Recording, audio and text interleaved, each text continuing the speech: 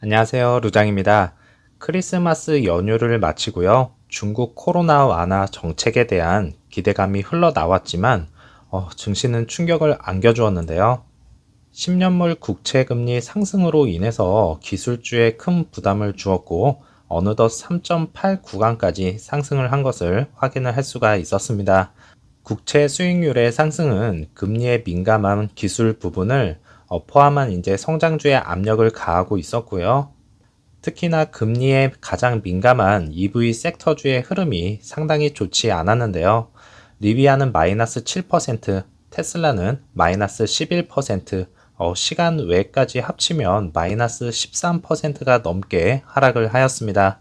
루시드는 마이너스 7.46%가 하락을 하였고 애프터 장에서는 마이너스 0.48%가 하락을 하면서 6.17불로 마감이 되었네요.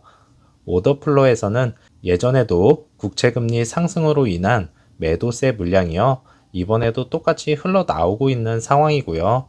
1분봉에서는 장 초반부터 급격한 하락세를 보이면서 장중에 6.18불이라는 최저점을 기록을 하였습니다.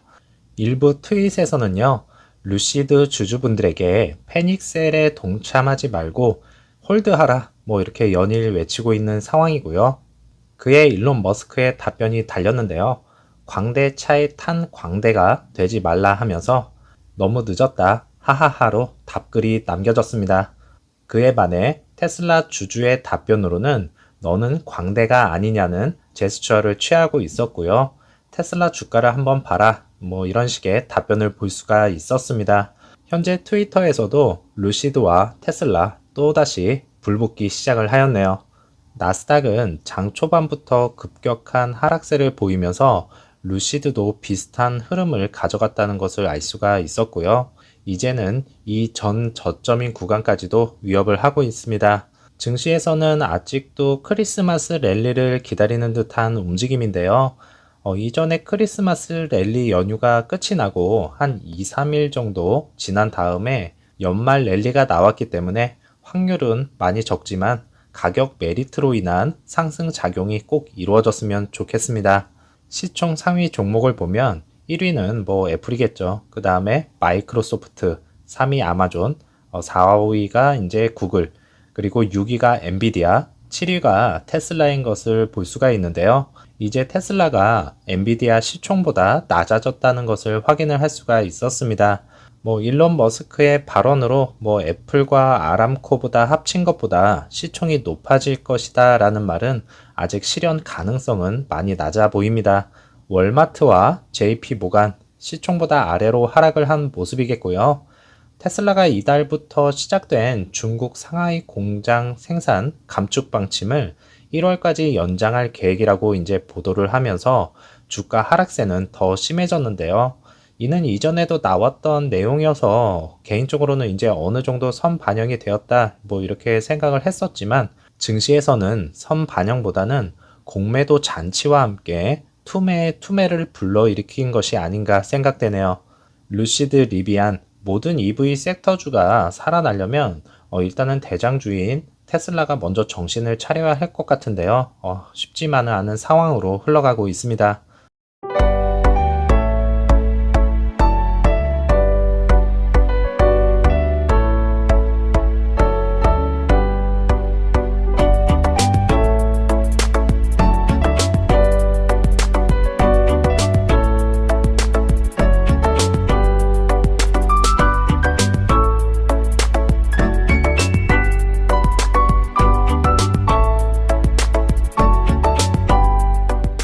리비안, 루시드, 그리고 차지포인트 모두 오늘 사상 최저치를 기록한 이유에 대해서는요. 리비안은 이제 최근 유럽으로 확장하려는 계획을 축소를 하였다는 소식이고요. 루시드 측에서는 막 딜리버리를 하였다는 소식입니다. 현재 한정판 모델인 루시드 드림 에디션 고가형 차량 모델이 유럽에서도 솔드 아웃, 즉 이제 완판을 달성하였다는 소식이 전해졌었고요. 현재 여러 나라에서 오더가 나오고 있는 상황입니다. 금리 인상, 경기 침체에도 불구하고 유럽에서 완판이 되었다는 것은 이제 부유한 사람들은 이런 경제 상황은 신경은 안 쓴다는 이야기겠고요. 결국에 이제 럭셔리 브랜드로서 퀄리티가 좋으면 팔리게 되어 있는 것이겠고, 생산 능력만 이제 받쳐주게 된다면 유럽권으로 빠르게 딜리버리를 할 수 있는 계기가 만들어질 것입니다. 업로드가 된 베어스 워크샵에서는 전체적으로 봤을 때는 이제는 뭐 큰 변화는 없어 보이고요. 페이지 2 주차장에서는 차량들이 그대로 있는 것을 볼 수가 있는데요. 이 물량이 진짜 해외 배송 물량인 것일까요? 만약에 그렇다면 유럽권에서 인증을 모두 받은 상태이기 때문에 2023년 상반기에는 틀림없이 이 물량이 딜리버리가 될 수 있겠다는 생각입니다. 스탬핑 구간에서는 바닥 공사가 상당히 진전이 있어 보이는데요. 가장 중요한 시설인 만큼 하자 없이 잘 진행이 이루어졌으면 좋겠고요. 기존 주차장에서는 어느 정도 딜리버리가 이루어진 모습 같습니다. 현재 캐리어를 통해서 한 대라도 딜리버리를 하기 위해서 열심히 움직여 주고는 있지만 생각만큼 빠르게 진행이 되지는 않은 듯 보입니다. 루시드 공장 외곽 쪽으로는 다시금 차량들이 늘어나고 있는 것을 확인을 할 수가 있는 상황인데요. 이 역시도 주차장이 협소한 게 아닌데 왜 외곽 쪽으로 이동이 되고 있는지 궁금하기만 한 상황이고요. 또한 생산량을 끌어올려줄 에어 퓨어 모델이 딜리버리가 본격적으로 시작이 되었다는 것을 알 수가 있었습니다. 이제 올해 4분기도 얼마 남지 않은 상황에서 지난 영상에서 말씀을 드렸듯이요. 개인적인 생각은 7,000대는 이루어지지 않았나 이렇게 뭐 생각이 들고 있고 딜리버리가 발목을 잡을 것 같은데요. 증시에서는 어떻게 받아들여질지 정말 궁금합니다. 일단은 12,000대 생산 계획에서 수치를 너무 낮춰놨기 때문에 12,000대 생산이 이루어지는 시기가 되어야 주가에서 큰 움직임을 보이기 시작하지 않을까 생각됩니다. 하지만 중국의 전기차 수요 둔화 현상으로 투자자들이 글로벌 판매 방향에 대해서 우려를 하고 있지만 루시드는 중국 시장을 공략을 하려고 최근 직원들을 채용을 시작을 하였고요. 빈살만과 시지핑 관계가 좋은 흐름으로 이제 다가가면서 중국 시장의 발걸음이 한층 가벼워질 수 있다는 의견입니다. EV 주식은 계속 하락할 수가 있지만 이 부문에 대한 일부 노출은 롱텀으로 의미가 있다고 하고 있었습니다. 루시드 모터스는 웨스트 체스터 페어필드에서 EV 지분이 증가를 하였다고 하는데요. 모터 트렌드의 올해의 차로 선정이 된 루시드 에어 세단의 제작자는요. 클래식한 럭셔리 카 브랜드인 BMW와 벤츠를 바라보고 있었고요. 루시드는 럭셔리 브랜드이자 지속 가능한 차량이기 때문에 웨스트 체스터가 첫 번째 스튜디오를 위한 완벽한 장소라고 말을 하였습니다.